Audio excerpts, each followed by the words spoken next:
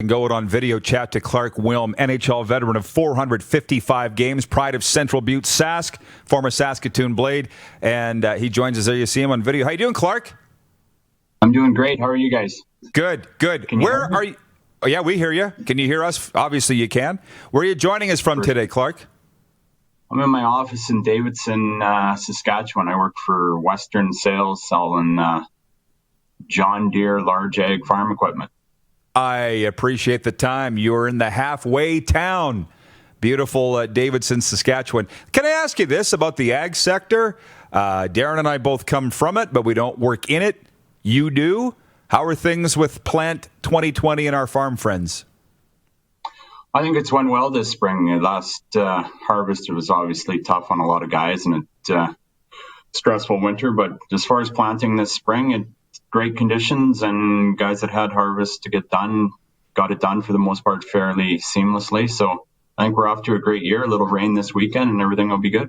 Yeah, everybody seems happy. Good to hear, and glad to see that you're doing so well. Clarke, I want to talk to you about Stanley Cup playoffs. I don't know what producer Clarke told you that we wanted to talk to you about, but with your NHL resume, Leafs and Flames, who do you cheer for this time of year? Both, or do you have one rooting interest? I cheer for both, but as far as the Flames go, I grew up a Flames fan as a kid. You know, in Saskatchewan, you're either an Oilers fan or a Flames fan for the most part, and I didn't like the Oilers, so I had family in Calgary. We'd go out to a couple games, so I was a Flames fan since as long as I can remember. So I'm still a Flames fan. I follow them, and obviously being an alumni, and playing there and being drafted there, like it was a dream come true.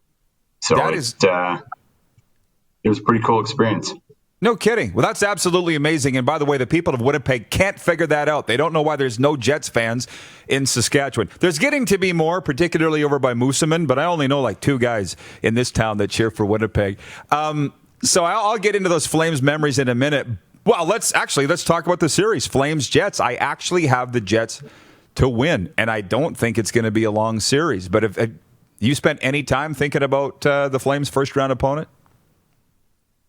I haven't really. It seemed like this year, with three boys in hockey, I didn't get a chance to watch a ton of the games. So usually watch as many as we can. But I don't know. I think I'd like to say the Flames are going to win too, but they definitely drew a tough opponent. I think with Winnipeg being quite a bit bigger up front, and they seem to play real hard. It's a tough draw.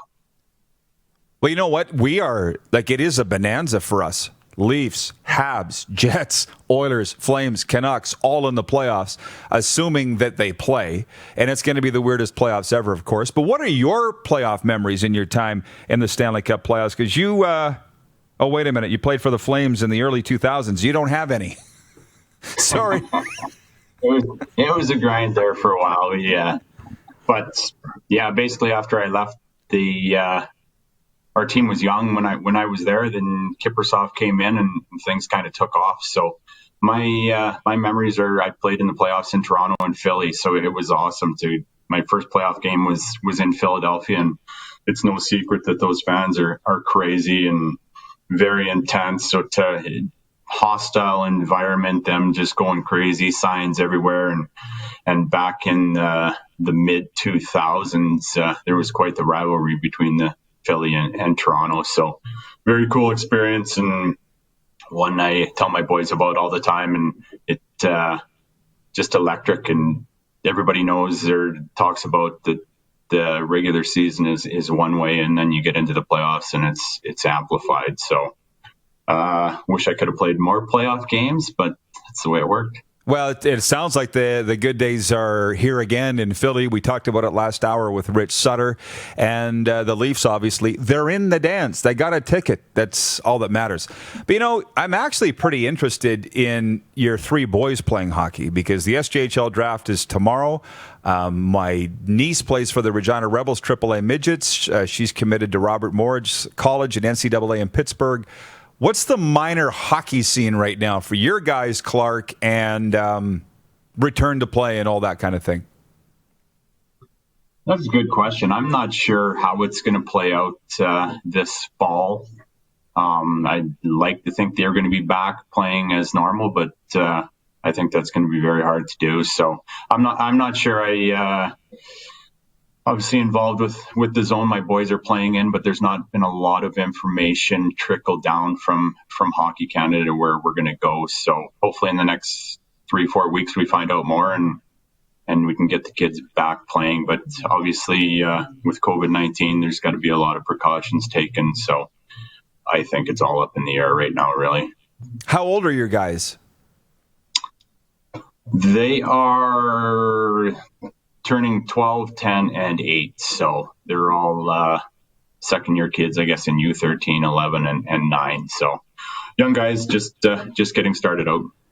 Well, how are you dealing with them being at home and the fact that they can't be on the ice and keeping them busy and that kind of thing? How's that been?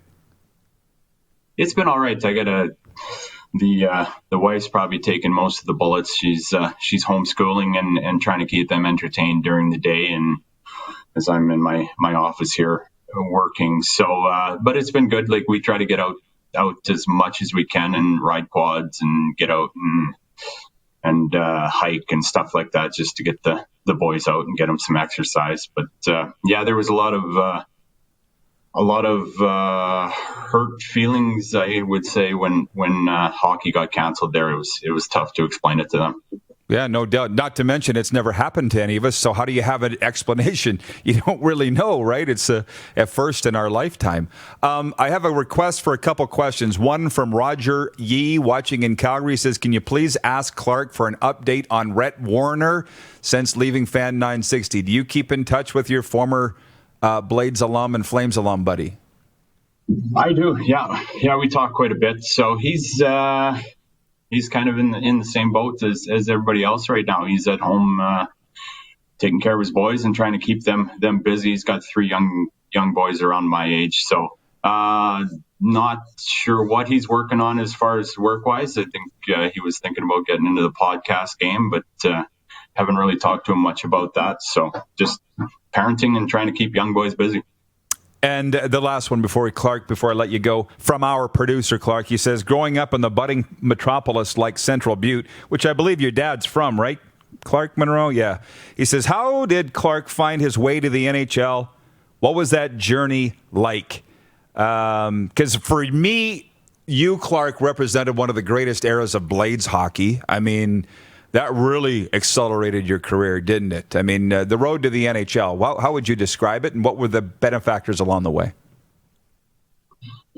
Yeah, that's a good question. I don't know, growing up as a young kid in obviously Central Butte, it's a town of 400 or so and not much to do other than play hockey. So like every other kid in Saskatchewan, for the most part, just grew up playing hockey, and my dad loved hockey and just kind of watching it all the time as a kid. I wanted to aspire to play in the NHL. So pretty fortunate.